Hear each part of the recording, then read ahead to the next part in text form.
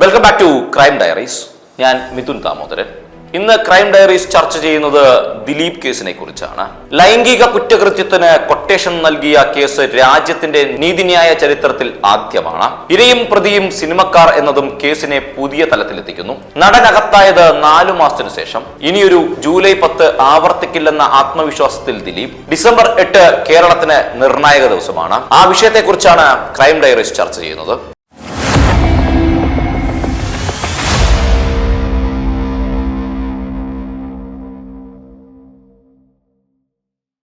അങ്കമാലി അത്താണിക്ക് സമീപം കാർ തടഞ്ഞ് നടിയെ തട്ടിക്കൊണ്ടുപോയി ഉപദ്രവിക്കുകയും അപകീർത്തികരമായ വീഡിയോ പകർത്തുകയും ചെയ്ത കേസിന്റെ വിധിക്ക് കാതോർത്ത് കേരളം ഇരിക്കുന്നു. ഡിസംബർ 8-നാണ് വിധി പ്രഖ്യാപനം. നടിയെ ആക്രമിച്ച കേസിൽ വിധി വരുന്നത് 8 വർഷം നീണ്ട നിയമ പോരാട്ടത്തിനു ശേഷം.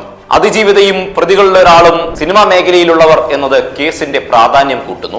ലൈംഗിക കുറ്റകൃത്യത്തിന് കൊട്ടേഷൻ നൽകിയ കേസ് രാജ്യത്തിന്റെ നീതിന്യായ ചരിത്രത്തിൽ ആദ്യമെന്നാണ് കോടതി പറഞ്ഞത്. നടൻ ദിലീപ് കേസിൽ പ്രതിസ്ഥാനത്താണ്.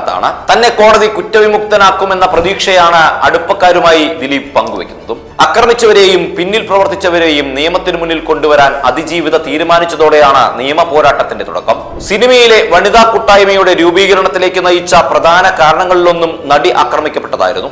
അഭിനേതാക്കളുടെ സംഘടനയായ അമ്മയിൽ വൻ പൊട്ടിത്തെറിയും ഇക്കാലത്തുണ്ടായി. ദിലീപിനെ സംഘടനയിൽ നിന്ന് പുറത്താക്കി. 2017 ഫെബ്രുവരി 17-നാണ് നടി ആക്രമിക്കപ്പെട്ടത്.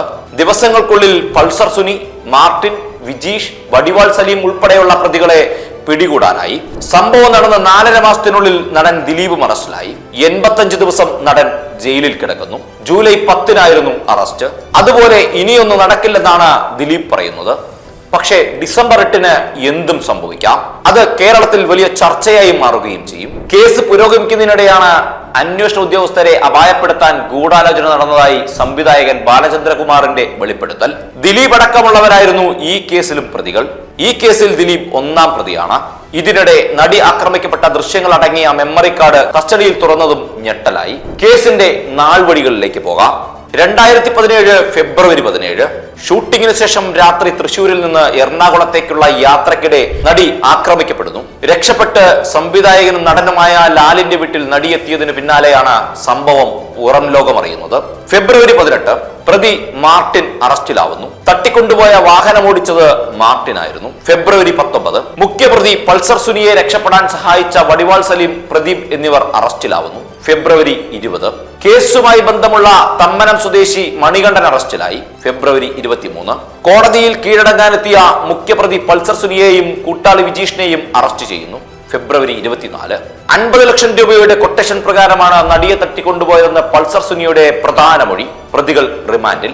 ഫെബ്രുവരി 25 പ്രതികളെ നടി തിരിച്ചറിയുന്നു.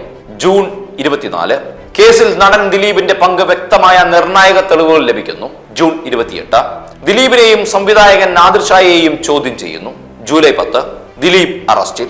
ജൂലൈ 11 ദിലീപിനെ താരസംഘടന അമ്മ പുറത്താക്കുന്നു. ജൂലൈ 12 ദിലീപ് 2 ദിവസം പോലീസ് കസ്റ്റഡിയിൽ കഴിയുന്നു.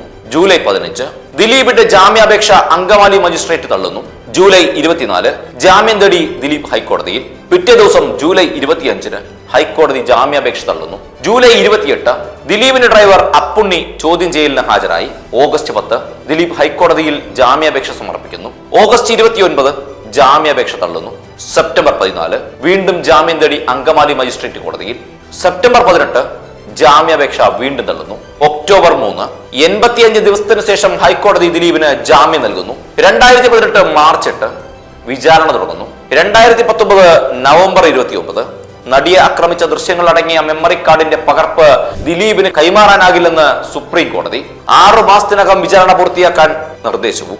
2021 ഡിസംബർ 25 നടൻ ദിലീപിന്റെ ആലുവയിലെ വീടായ പത്മസരോവരത്തിൽ 2017 നവംബർ 15-ന് ഉദ്യോഗസ്ഥരെ അപായപ്പെടുത്തുന്നതിന് ഗൂഢാലോചന നടന്നതായി സംവിധായകൻ ബാലചന്ദ്രകുമാറിന്റെ നിർണായക വെളിപ്പെടുത്തൽ.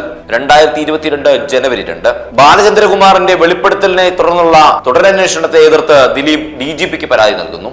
ജനുവരി 4 തുടരന്വേഷണത്തിന് അനുമതി. ജനുവരി 9 അന്വേഷണ ഉദ്യോഗസ്ഥർക്കെതിരായ ഗൂഢാലോചന അന്വേഷിക്കാൻ പുതിയ സംഘം എത്തുന്നു. ജനുവരി 12 JFMC കോടതി ബാലചന്ദ്രകുമാറിന്റെ രഹസ്യമൊഴി രേഖപ്പെടുത്തുന്നു. ജനുവരി 19 തുടരന്വേഷണത്തിന്റെ പുരോഗതി റിപ്പോർട്ട് കോടതിയിലെത്തുന്നു. ജനുവരി 23. അന്വേഷണ ഉദ്യോഗസ്ഥരെ വധിക്കാൻ ഗൂഢാലോചന നടത്തിയ കേസിൽ ദിലീപിനെ 33 മണിക്കൂർ ചോദ്യം ചെയ്യുന്നു. മാർച്ച് 8.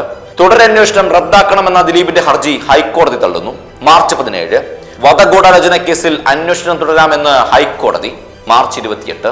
ദിലീപിനെയും കൂട്ടുപ്രതികളെയും ബാലചന്ദ്രകുമാറിന്റെ സാന്നിധ്യത്തിൽ ചോദ്യം ചെയ്യുന്നു. ഏപ്രിൽ 9. അന്വേഷണ ഉദ്യോഗസ്ഥരെ അപായപ്പെടുത്താൻ ശ്രമിച്ച കേസിൽ സൈബർ വിദഗ്ധൻ തൃപ്പൂണിത്തറ സ്വദേശി സായ് ശങ്കർ അറസ്റ്റിലാവുന്നു. തെളിവുകളിൽ കൃത്രിമം കാണിച്ചതിനും ഇലക്ട്രോണിക് തെളിവുകൾ നശിപ്പിച്ചതിനും അറസ്റ്റ്. മെയ് 9. നടി കാവ്യ മാധവനെ ചോദ്യം ചെയ്യുന്നു. മെയ് 16. അന്വേഷണ ഉദ്യോഗസ്ഥരെ അപായപ്പെടുത്താൻ ഗൂഢാലോചന നടത്തിയെന്ന കേസിലെ 6ാം പ്രതി ജി ശരത് അറസ്റ്റിലാവുന്നു. നടൻ ദിലീപിന്റെ സുഹൃത്തും വ്യവസായിയുമായ ശരത്ത് തെളിവ് നശിപ്പിച്ച കുറ്റത്തിനാണ് പിടിയിലായത്. ജൂലൈ 7. നടിയെ ആക്രമിച്ച ദൃശ്യങ്ങളുള്ള മെമ്മറി കാർഡ് ഹാഷ് വാല്യൂ പരിശോധനയ്ക്ക് അയക്കുന്നു. 2018 ജനുവരി 9, 2018 ഡിസംബർ 1, 2021 ജൂലൈ 19 എന്നീ ദിവസങ്ങളിൽ തുറന്നതായാണ് കണ്ടെത്തിയത്. 2024 സെപ്റ്റംബർ 17 പൾസർ സുനിക്ക് ജാമ്യം ലഭിക്കുന്നു. ഡിസംബർ 11 കേസിൽ അന്തിമവാദം തുടങ്ങി. 2025 ഏപ്രിൽ 9 പ്രതിഭാഗത്തിന്റെ വാദം പൂർത്തിയായി. ഇതാണ് ഈ കേസിന്റെ നാൾവഴികൾ. ലൈംഗിക കുറ്റത്തിന് കൊട്ടേഷൻ നൽകിയ കേസ് രാജ്യത്തിന്റെ നീതിന്യായ ചരിത്രത്തിൽ ആദ്യം തന്നെയാണ്. ഇരയും പ്രതിയും സിനിമക്കാരാണ്. അതാണ് കേസിനെ പുതിയ തലത്തിലെത്തിക്കുന്നതും. നടൻ അകത്തായത് 4 മാസത്തിനു ശേഷമാണ്. ഇനിയൊരു ജൂലൈ 10 ആവർത്തിക്കില്ലെന്ന ആത്മവിശ്വാസം ദിലീപിന് ഉണ്ട്. എന്തുതന്നെയായാലും ഡിസംബർ 8 കേരളം ഒരു നിർണായക വിധിക്ക് കാതോർക്കും.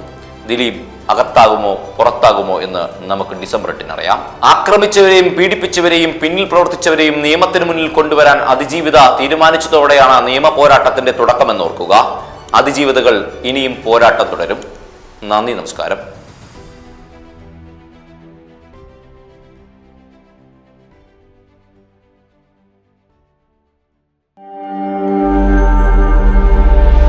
നാഷൻ ന്യൂസ് ലൈവ്, സത്യം, ചരിത്രം, വർത്തമാനം.